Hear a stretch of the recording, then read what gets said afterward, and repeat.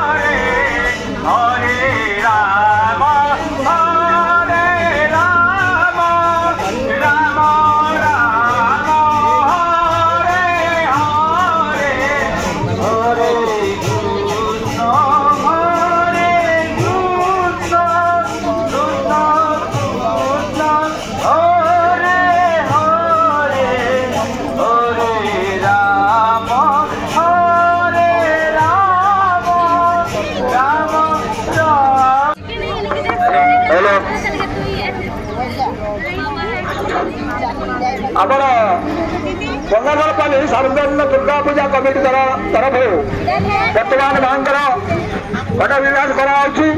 ବର୍ତ୍ତମାନ ଆମର ଶୋଭାଯାତ୍ରା ହନୁମାନ ମନ୍ଦିର ନିକଟରେ ଆରମ୍ଭ ହେବ। ଏଣୁ ଆମର ସମସ୍ତ ଭାଇ ଭଉଣୀମାନଙ୍କୁ ଆମର ସମସ୍ତ